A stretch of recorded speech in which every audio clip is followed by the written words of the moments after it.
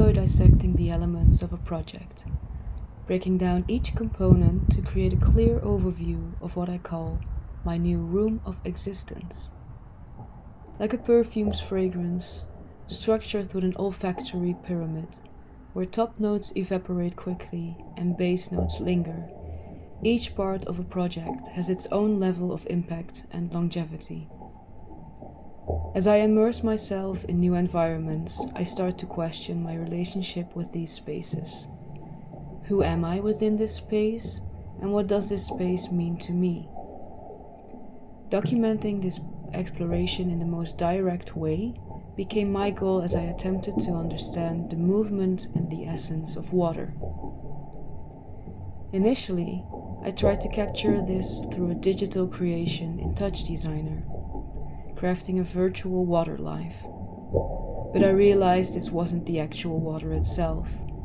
It was still a step removed from the true essence of what I wanted to document. This realization led me to start a scanning process with real water, an approach that, within my time frame, felt like the closest I could come to capturing its essence. For me, the top notes of this project were my first impressions of the topics, the initial spark of curiosity and exploration. The hard note became the process of the agreement of coexisting. And finally, in perfume terms, the base note is the dissection itself, the foundational process that allows me to fully understand and engage with the subject matter.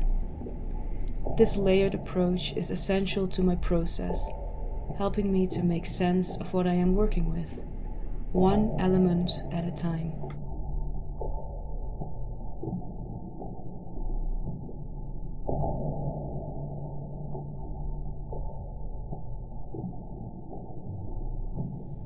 Resilience, love, everyday life, collaboration. These are the roots of my research. A journey walk hand in hand with the mass. A space that found its refuge in collaboration.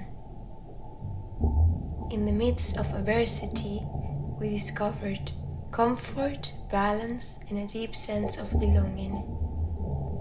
Conversations turned into inspiration, and in this process I felt grabbed by a tribe, a community united by water that flows, adapts, and carves new paths. There is beauty in the everyday.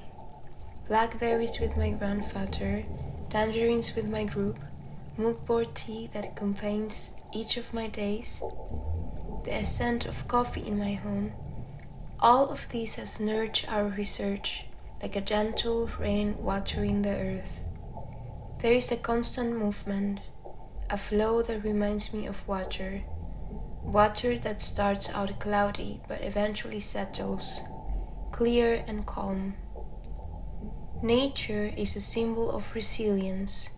Wild plants emerge, persist, adapt. And in our nest, I see that strength reflected. In community, we find resilience. In collaboration, a support that sustains us. This is the lesson of the nest for me. In shared embraces, in daily complicity, true creation emerges. A nest woven by united hands and hearts.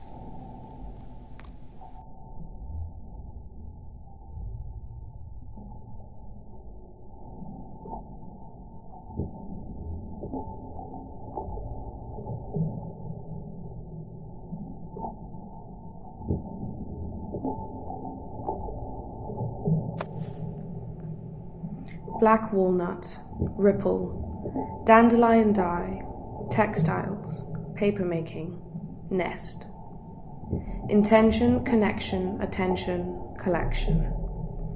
Through intuitive exploration and collaboration, we've nurtured a connection and built a space of comfort and connection.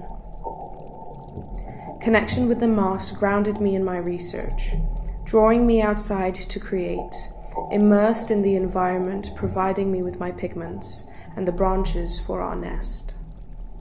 I found a connection to dyeing and sewing my own textiles, communicating with the river through its seasonal pigments and twisting journey, threading my creative motivation, accumulated from this immersive playfulness, into brown and pink cotton to comfort me and the people of my nest.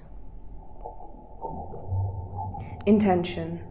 In the way my hands feel the textures of nature and our collective art, in the pressed flowers dried into handmade paper. Connection. In the tangerines shared around a small coffee table, in the colors, the ripples, the shadows, the moments. Attention to the light on the water and the mark it leaves on the page. Collection of foraged treasures, of ingredients for a home.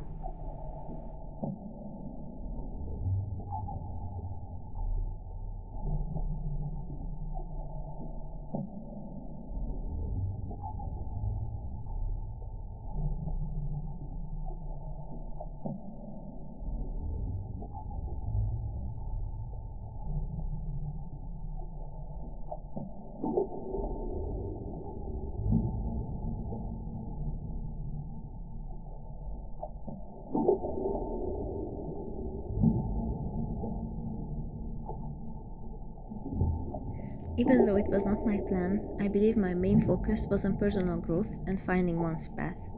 I found my place, and I believe I have learned a lot more than I originally expected. I have learned to keep an open mind, to experiment, see the research as part of the artwork.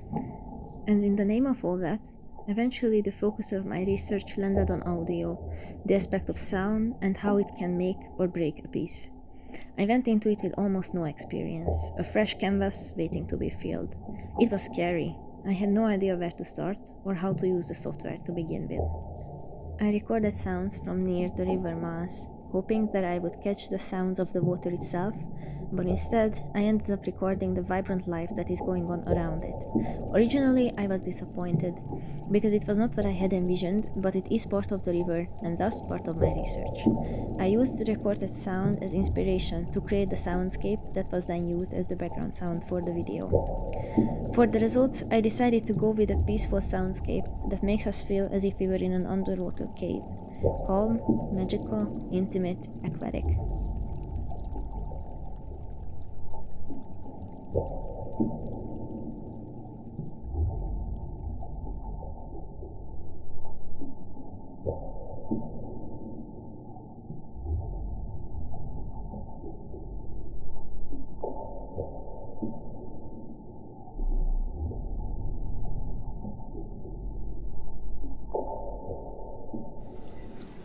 I was a rock on the ground. I was a rock in the sand. I was a rock full of colors I will never understand. Layers in time, spiraling into your mind. I was a rock so shiny and new, the rain chipped away at my every hue. Avocados in jars, thread and yarn. I was a rock, and now I am not. The ripples and inks, the stench and the links. I was a rock, and now I am not. The newts they are chirping, the tea we are slurping, the scent of tangerines and the leaves. I was a rock, and now I am not. We sit in our nest. I am not alone. I am no longer a rock. I am immersed in their flow.